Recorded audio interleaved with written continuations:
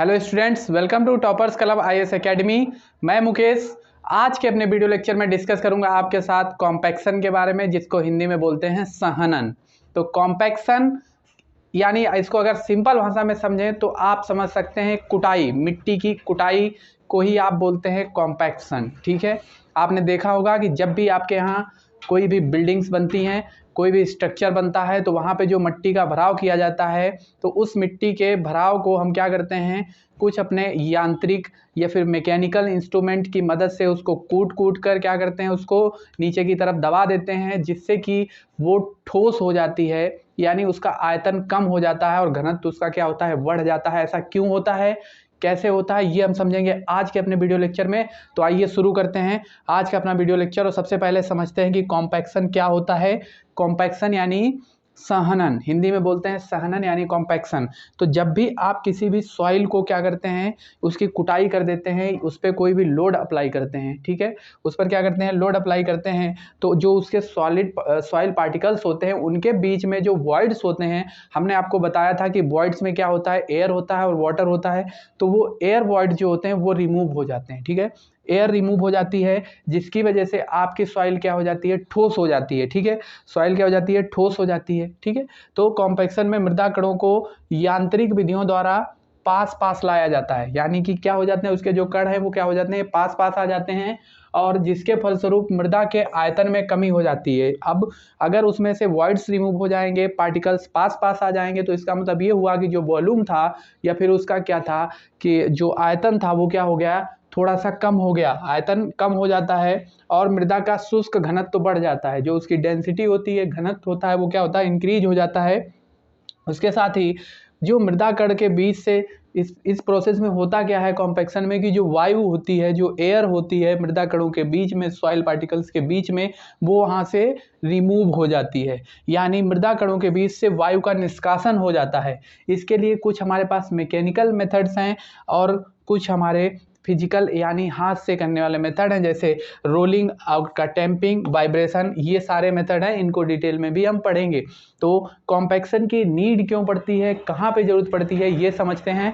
तो कॉम्पैक्शन की नीड, आप जब भी कहीं पर भी भराव वाली मिट्टी होगी वहाँ पे आपको कॉम्पैक्शन की ज़रूरत पड़ेगी, या फिर आप सड़क का निर्माण कर रहे हैं तो वहाँ पर भी आपको भराव करना पड़ता है, आप कोई डैम बना रहे हैं, कोई रिटेनिंग वॉल बना रहे हैं, तो इन सब जगहों पर आपको किसकी ज़रूरत पड़ती है, आपको कॉम्पैक्शन करने की ज़रूरत पड़ती है। तो ये आपका क्या हो गया, कॉम्पैक्शन की आवश्यकता क्या है, यानी क्या आवश्यकता है, मृदा भराव वाले स्थानों पर इसकी आवश्यकता पड़ती है, प्लस सड़क निर्माण, बांध निर्माण, रेल मार्ग, या फिर नहर के जो तटबंध होते हैं, नहर की पटरी होती है, उसको बनाने के लिए भी हमें कॉम्पैक्शन करना पड़ता है। ठीक है, आगे अगर हम देखें, आगे की एडवांटेज क्या है, कॉम्पैक्शन के लाभ क्या हैं, एडवांटेज क्या है, कॉम्पैक्शन हमने कर दिया तो उससे हमें फ़ायदा क्या होगा, उससे आपकी जो बियरिंग कैपेसिटी है सॉइल की वो भी बढ़ जाएगी।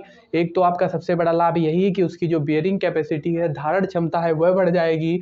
परमेबिलिटी में कमी हो जाती है, जो परमेबिलिटी आप सॉइल है वो कम हो जाती है, जिससे कि जो आपका वाटर है या जो आपकी जो वाटर है वो आपके सॉइल को पेनिट्रेट नहीं कर पाता है। ठीक है, और तीसरी जो होता है शियर स्ट्रेंथ भी इसकी बढ़ जाती है। अब अगर बियरिंग कैपेसिटी बढ़ेगी, उसका घनत्व तो बढ़ेगा, तो उसकी शियर स्ट्रेंथ भी बढ़ जाएगी। साथ ही साथ जो मृदा होती है या सॉइल होती है उसका टिकाऊपन और स्थायित्व भी बढ़ जाता है। ये इसके हो गए एडवांटेज। ठीक है, ये हमारे कॉम्पैक्शन के हो गए एडवांटेज। अब एक टर्म आता है ऑप्टिमम मॉइस्चर कंटेंट, OMC। क्या आता है, OMC, ऑप्टिमम मॉइस्चर कंटेंट। तो ये वह वाटर कंटेंट होता है या वह जल की मात्रा होती है जिस पर जो आपकी सॉइल है उसका जो घनत्व है या डेंसिटी है वो मैक्सिमम यानी अधिकतम होती है। वह वाटर कंटेंट जिस पर आपकी सॉइल का घनत्व अधिकतम होता है, OMC यानी ऑप्टिमम मॉइस्चर कंटेंट कहलाता है। देखिए इस ग्राफ में दिखाया गया है, आपका ये x एक्सिस है और ये आपका y एक्सिस है। y एक्सिस पे हमने ड्राई डेंसिटी ली है ग्राम पर सीसी में, और x एक्सिस पे हमने लिया है वाटर कंटेंट इन परसेंटेज। ठीक है, तो इसमें देखते हैं कि अगर हमारा 6% वाटर था, 6% वाटर था, तो जो आपकी स्पेसिफिक ग्रेविटी थी, ड्राई डेंसिटी थी, वो थी 1.6। ठीक है, वो ड्राई डेंसिटी थी 1.6, ड्राई डेंसिटी 1.6 थी। अगर वही उससे बढ़ा के हमने कर दिया 8, तो जो ड्राई डेंसिटी थी वो कितनी हो गई, यहाँ पे देखिए वो हो गई 1.7। ऐसे ही हमने क्या किया, वाटर कंटेंट को हम बढ़ाते गए और एक पॉइंट ऐसा आया कि जहाँ पे जो हमारी ड्राई डेंसिटी थी वो क्या थी, मैक्सिमम थी। इसके बाद में जब हमने अगर वाटर कंटेंट बढ़ाया तो हुआ क्या कि जो ड्राई डेंसिटी थी वो कम होने लगी, कम होने लगी। तो एक पॉइंट ऐसा आया यानी 9% पे, जहाँ पे हमारा जो ड्राई डेंसिटी थी वो मैक्सिमम थी 1.87। ये क्या थी, वाई डी मैक्सिमम या गामा डी मैक्सिमम, ठीक है। जो ड्राई डेंसिटी थी वो मैक्सिमम थी, तो इसका मतलब ये हुआ कि 9% हमारा क्या हो जाएगा इसके लिए, ऑप्टिमम मॉइस्चर कंटेंट हो जाएगा, या हिंदी में कहें कि अनुकूलतम जलांश हो जाएगा, ठीक। तो समझ लेते हैं क्या, मृदा में उपस्थित जल की वह मात्रा जिस पर मृदा का शुष्क घनत्व तो अधिकतम होता है, अनुकूलतम जलांश ओएमसी कहलाता है, ठीक है। इसमें कुछ पॉइंट है नोट। शुष्क घनत्व तो जितना अधिकतम होगा, कॉम्पैक्शन उतना ही सर्वोत्तम होगा। मतलब आपका क्या है कि अगर ड्राई डेंसिटी मैक्सिमम है, इसका मतलब ये हुआ कि वो पूर्णतया एकदम डेंस सॉइल है, तो उसका जो कॉम्पैक्शन है वो भी उतना बेहतर होगा। कुटाई करने से जो वॉइड्स होते हैं वो कम हो जाते हैं, और इससे क्या होता है, इससे जो आपका डेंसिटी है वो बढ़ जाता है, ठीक है। नेक्स्ट अगर हम इसमें बात करें तो नेक्स्ट हमारा है इसमें स्टैंडर्ड प्रॉक्टर टेस्ट, कि इसको हम मीजर कैसे करते हैं आखिर, कि जो हमारा मैक्सिमम ड्राई डेंसिटी है इसको निकालते कैसे हैं। तो इसको हम निकालते हैं स्टैंडर्ड प्रॉक्टर कॉम्पैक्शन टेस्ट की मदद से, ठीक है। तो इस टेस्ट को सबसे पहले किया था परफॉर्म आर प्रॉक्टर ने 1933 में कैलिफोर्निया अमेरिका में इस टेस्ट को सबसे पहले परफॉर्म किया। उन्होंने बताया कि इसमें एक उपकरण होता है जो आपका बेलनाकार होता है। कैसा होता है, बेलनाकार होता है। ये आपका उपकरण है, ये कैसा है, बेलनाकार उपकरण है, ठीक है। ये बेलन के आकार का एक उपकरण लिया और बताया कि इसका जो आंतरिक व्यास होता है वो 100 mm होता है। व्यास कितना होता है इसका, 100 mm व्यास होता है, ठीक है। आंतरिक व्यास 100 mm होता है, और इसकी जो लेंथ होती है या हाइट बोलें, ऊंचाई होती है वो 127.3 mm होती है। कितनी होती है, 127.3 mm होती है, ठीक है। और इसका जो टोटल वॉल्यूम होता है वो 1000 सेंटीमीटर क्यूब होता है। जो वॉल्यूम होता है वो कितना होता है, 1000 सेंटीमीटर क्यूब होता है। क्या होता है, यह उपकरण बेलनाकार होता है। इसका व्यास 100 mm, ऊंचाई 127.3 mm, और इसका आयतन 1000 cc होता है, ठीक है। अब इसमें करते क्या है, इसमें एक हम लगा देते हैं रिमूवेबल कॉलर, इसके ऊपर एक लगा देते हैं रिमूवेबल कॉलर कुछ इस तरीके का। ये आपका यहाँ तक क्या था, ये इसको पूरा इसमें मिक्स करके देखेंगे तो पाएंगे कि ये आपका इंस्ट्रूमेंट था या ये प्रॉक्टर अपरटस था। इस पर हमने क्या लगा दिया, एक कॉलर लगा दिया जो कि कैसा होता है, रिमूवेबल होता है। उसको अलग कर सकते हैं। यानी इसमें जब हमने सॉइल फिल कर दी, सॉइल सैंपल फिल कर दिया, उसके बाद में हम क्या करेंगे, इस कॉलर को हटा देंगे यानी। और इस जो कॉलर होता है इसकी जो हाइट होती है वो 60 mm होती है। कॉलर की हाइट कितनी होती है इसकी, ये 60 mm होती है, ठीक है।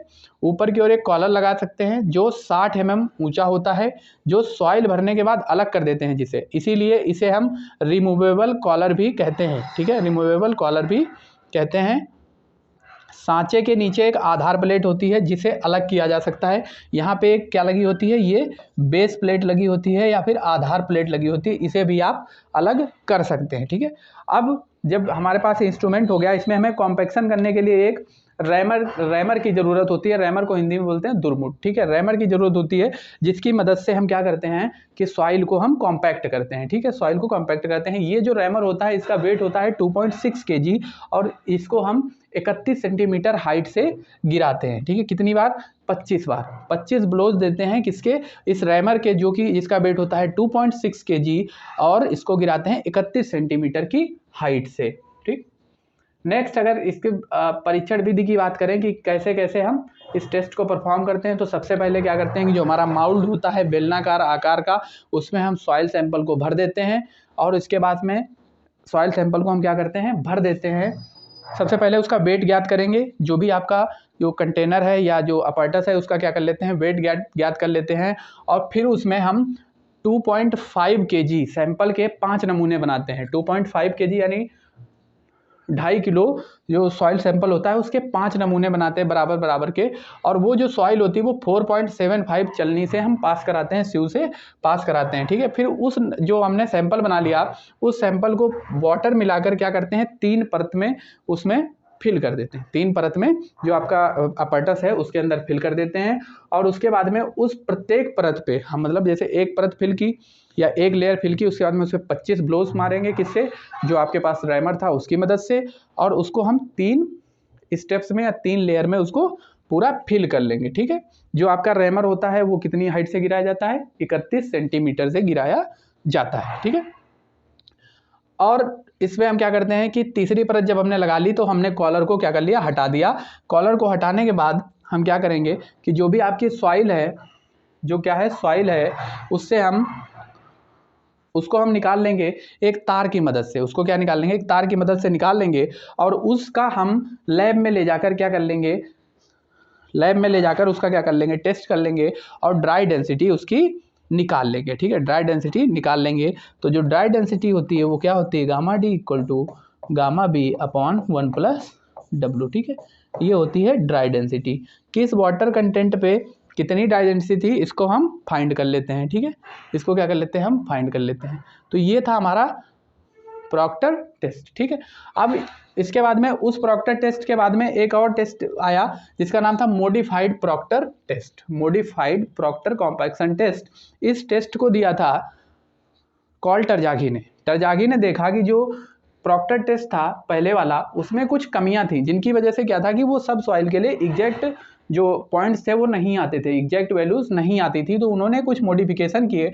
मॉडिफिकेशन क्या किए, उन्होंने कहा कि जो रैमर है उसका वेट 2.6 kg के बजाय कितना होगा, 4.9 kg होगा।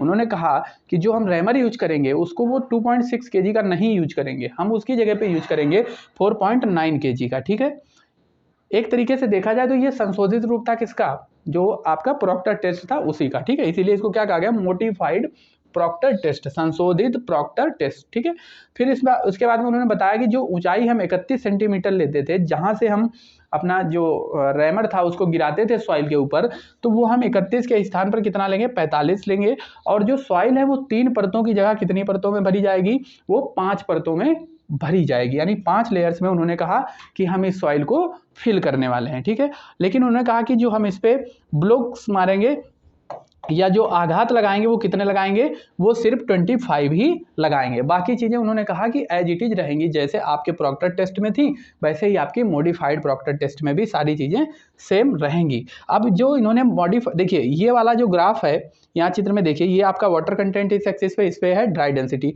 यहाँ पे इन्होंने बताया कि ये आपका जो ग्राफ आया था पहला वाला, ये वाला, ये ग्राफ है 1, ये ग्राफ आया था स्टैंडर्ड प्रॉक्टर टेस्ट में। ठीक है, फिर इन्होंने जब मॉडिफाइड प्रॉक्टर टेस्ट किया तो ग्राफ कुछ इस तरीके का आया, ग्राफ कुछ इस तरीके का आया। ठीक है, तो ये आपका है मॉडिफाइड प्रॉक्टर टेस्ट और ये आपका है स्टैंडर्ड प्रॉक्टर टेस्ट। इन्होंने एक लाइन बनाई जो कि ज्वाइन करती थी किसको, मैक्सिमम ड्राई डेंसिटी को और उसके सापेक्ष वाटर कंटेंट को। ठीक है, तो ये एक लाइन जिसको बोला गया जीरो एयर वॉइड लाइन, मतलब वहां पे कोई भी एयर वॉइड्स नहीं थे। यानी इन्होंने एक लाइन बनाई किस पे, जो कि आपको ज्वाइन करती थी ड्राई डेंसिटी और वाटर कंटेंट को, जिस पे कोई भी वॉइड्स अवेलेबल नहीं थे, एयर वॉइड्स अवेलेबल नहीं थे, उसको बोला गया जीरो एयर वॉइड लाइन। ठीक है, ये हो गया आपका मॉडिफाइड प्रॉक्टर टेस्ट।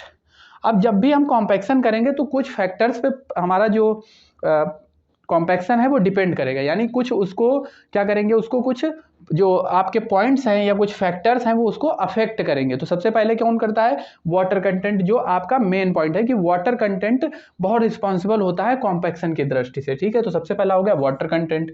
दूसरा क्या हो गया, टाइप ऑफ सॉइल, कि आपका सॉइल का टाइप क्या है, क्लेई सॉइल है, सैंडी सॉइल है या फिर ग्रेवल है, उसके हिसाब से भी आपका जो कॉम्पैक्शन है वो उसकी वैल्यू डिपेंड करेगी। तो आपका ये हो गया टाइप ऑफ सॉइल। तीसरा हो गया कि मेथड क्या यूज कर रहे हैं आप कॉम्पैक्शन के लिए, मेथड क्या यूज कर रहे हैं, कौन सा मेथड यूज कर रहे हैं। ठीक है, आप मैकेनिकल मेथड यूज कर रहे हैं या फिर फिजिकल मेथड यूज कर रहे हैं, हाथ से कर रहे हैं या फिर मशीनों का यूज कर रहे हैं, कौन सा यूज कर रहे हैं ये इस पर डिपेंड करेगा। तीसरा है एडमिक्सचर को मिलाना, कि आपकी जो सॉइल है उसमें आपने कौन कौन से एडमिक्सचर यानी अलग से एडिटिव मटेरियल मिला दिए हैं ताकि आपका कॉम्पैक्शन इजीली और इफिशिएंटली हो सके। ठीक है, नेक्स्ट है हमारा फील्ड मेथड ऑफ कॉम्पैक्शन। अब हम बात करेंगे कि मेथड्स की, कि कौन कौन से मेथड्स हम यूज कर सकते हैं for the purpose of our compaction, ठीक है। तो सबसे पहले हम इसमें दो तरीके के मेथड यूज करते हैं, पहले होते हैं मैनुअली, दूसरे होते हैं मैकेनिकली। मैनुअली यानी हस्तचलित, ठीक है, मतलब हाथ से, जैसे आपका हथौड़ा हो गया, जैसे आपका रैमर हो गया या फिर दुरमुट हो गया, ठीक है। दूसरा हम करते हैं मैकेनिकली यानी यांत्रिक तरीके से, जैसे आपका रोलर, वाइब्रेटर, ये सब चीज़ें। तो सबसे पहले देख लेते हैं कि जो मैनुअली करते हैं उसमें कौन कौन से मेथड होते हैं। उसमें हमारा हाथ से करने वाले मेथड जैसे हथौड़ा या फिर दुरमुट। मैकेनिकली अगर हम बात करें यांत्रिक विधियों से तो जैसे रोलर हो गया। अब इसमें कौन कौन से टाइप्स के उपकरण हो सकते हैं, जैसे रोलर हो गया, वाइब्रेटर हो गया। तो जो वाइब्रेटर है वो आपका ग्रेवल और बालू के लिए ही यूज किया जाएगा। ग्रेवल और सैंड के लिए आप किसका यूज करेंगे, वाइब्रेटर का यूज करेंगे, ठीक है। दुरमुट, दुरमुट क्या है आपका, रैमर्स है। तो जो रोलर है उनके भी कुछ टाइप्स हैं, जैसे आपका स्टैटिक रोलर है, स्टैटिक रोलर है। स्टैटिक रोलर में स्मूथ व्हील रोलर है, स्मूथ व्हील रोलर। तो जो स्मूथ व्हील रोलर है वो आपका यूज होता है टूटी हुई चट्टान, ग्रेवल, बालू आदि के लिए। टूटी हुई चट्टान, ग्रेवल, बालू आदि के लिए। जो आपका सीप फुट रोलर है वो आपका यूज होता है चिकनी मिट्टी, सिल्टी मृदा या फिर कोहेसिव सॉइल्स के लिए। तीसरा आपका तरीके का है न्यूमेटिक रोलर्स। न्यूमेटिक रोलर्स ये आपका यूज होता है बालू, ग्रेवल और मृतिका के लिए, ठीक है, बालू, ग्रेवल और क्ले के लिए। और अलग तरीके का आपका एक और आता है रैमर, जो कि आपका कैसे होता है, जो कि आपका कहा जाता है ग्रिड रोलर, ठीक है। क्या कहा जाता है, ग्रिड रोलर, ठीक है।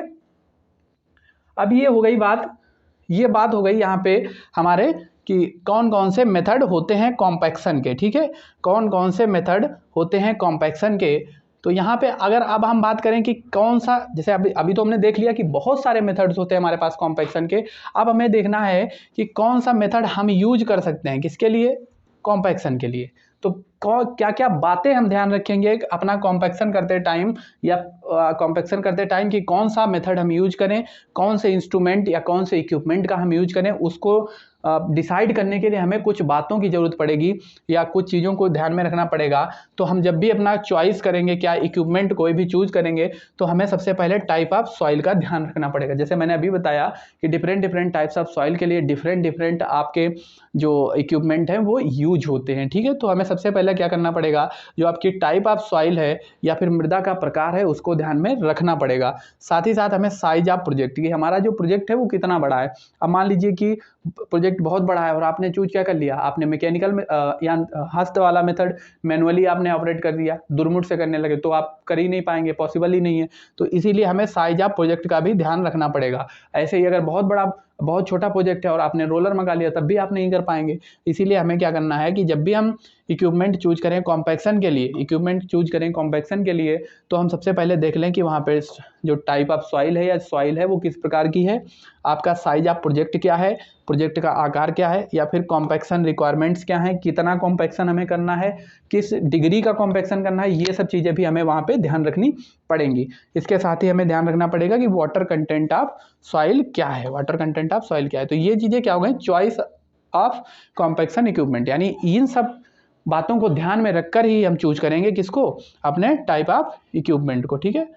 अब हमें बात करनी है कॉम्पैक्शन कंट्रोल की। जो हमारा कॉम्पैक्शन है वो कैसे अच्छे से कंट्रोल किया जा सके, उसको कैसे हम मतलब एक बेहतर वे में कर पाएँ। तो इसके लिए हमारे पास जो डेंसिटी ज्ञात की जाती है उसके दो मेथड होते हैं। एक आपका मेथड होता है कोर कटर मेथड, दूसरा होता है सैंड रिप्लेसमेंट मेथड। कॉम्पैक्शन कैसे पता चलेगा अगर आपको सही है, कि जो आपने लैब में टेस्ट किया और जो आपका फील्ड में सैंपल हो, जो आपने फील्ड में जहाँ पे आप कर रहे हैं वहाँ का जो सैंपल है और जो लैब का सैंपल है, उन दोनों सैंपल को क्या करते हैं, बार बार टेस्ट करते रहते हैं। और जब आपका जो फील्ड का सैंपल होता है,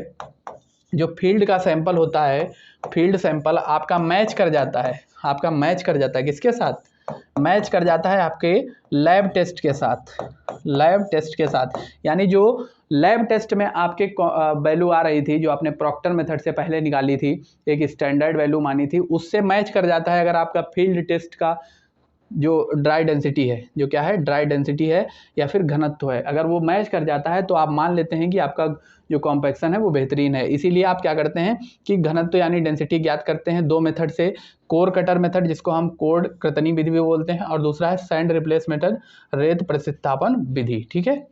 तो ये चीज़ें हो गई कॉम्पैक्शन कंट्रोल।